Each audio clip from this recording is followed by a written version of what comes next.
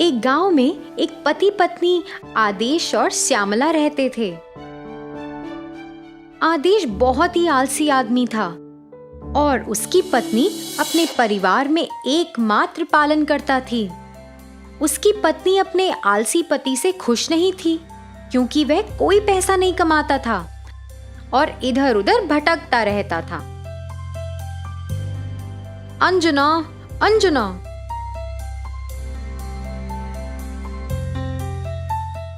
तुम मुझे इतना जोर से क्यों बुला रहे हो? क्या तुम मुझे पीने के लिए पानी दे सकती हो?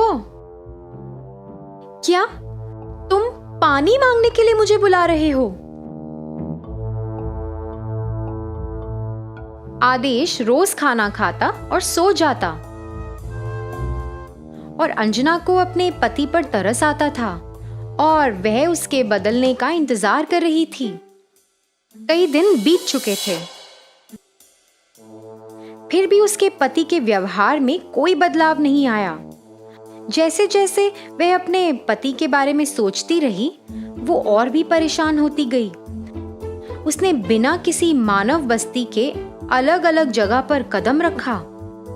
जैसे ही वह अंदर गई, उसने एक बड़े सुनहरे रंग के दरवाजे को देखा। अरे, ये क्या जगह है? और मुझे आसपास कुछ लोग भी नहीं दिख रहे हैं।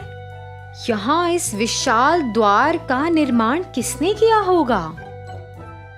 फिर अचानक दरवाजा खुल गया और अंजना खुद को दरवाजे से अंदर ले जाने में कामयाब रही। यह जगह तो बहुत मजेदार लगती है। यहाँ कितने सुंदर फूल और फल हैं। मैंने अपने पूरे जीवन में कभी इस तरह की जगह नहीं देखी। यह एक जादुई दुनिया लगती है।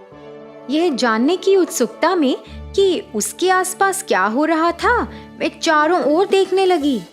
जैसे जैसे वह चलती रही, उसे पानी की छींटों की आवाज आ रही थी और जैसे ही वह उसकी ओर बढ़ी, उसने देखा कि पानी ताजा, साफ और काफी गहरा है। उसने लहर को आगे बढ़ते देखा और फिर अचानक उसकी नजर एक बूढ़े आदमी पर गई जो वहां बेहोश पड़ा था। वह उसके पास पहुंची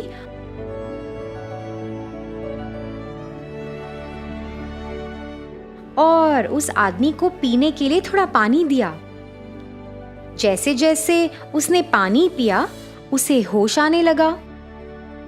आप यहाँ कैसे आई हैं? यह तो लोगों के लिए अज्ञात जगह है।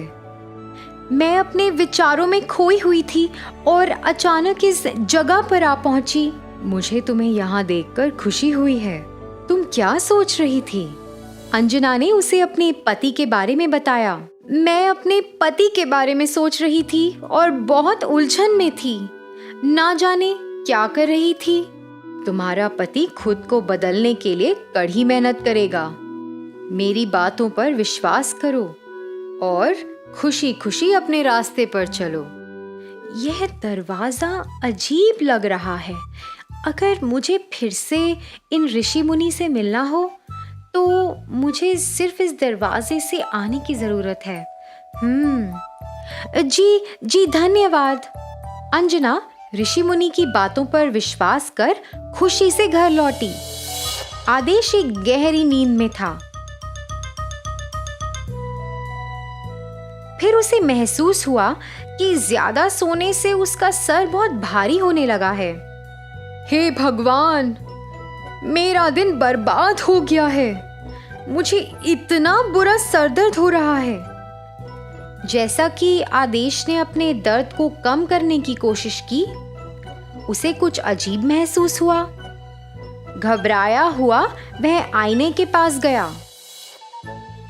मेरे सर पे ये क्या है? हे भगवान, ये सींग मेरे सर पे कैसे आए? अब मैं क्या करूंगा? फिर उसे पता चला कि ये सींग उसके भयानक सरदर्द का कारण थे। घर में घुसते ही उसकी पत्नी ने उसे देख लिया। वो विशाल दरवाजा तो सच में जादुई लगता है। वह स्थान बहुत सुंदर और शांत था। मैं अब पहले से ज्यादा खुश महसूस कर रही हूँ। इसके अलावा मुनि ने कहा कि मेरे पति आलसपन छोड़ देंगे और काम करना शुरू कर देंगे, और अब मेरे पति के सर पर सींग होने की वजह से वो सो नहीं पाएंगे। अंजना अपने पति के साथ हुई इस अजीब घटना के बारे में सोचती रही।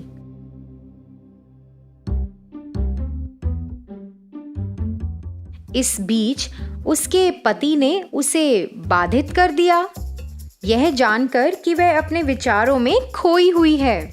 अंजना, मुझे समझ नहीं आ रहा है, मेरे सिर पर सींग कैसे लगे? अगर कोई मुझे इन सींगों के साथ देखेगा तो क्या सोचेगा? आप चिंता मत करिए, जितना हो सके उतना काम करो। आपके काम करते समय सींग गायब हो जाएंगे। इस बात से आदेश को काफी सुकून मिला और वह अपनी पत्नी की बातों को सुनकर प्रेरित हुआ। उसने उसकी बातों को सावधानी से सुना और उसके साथ काम करना शुरू कर दिया। एक दिन आदेश ने देखा कि उसके सींग गायब हो गए हैं और वो बहुत खुश हुआ।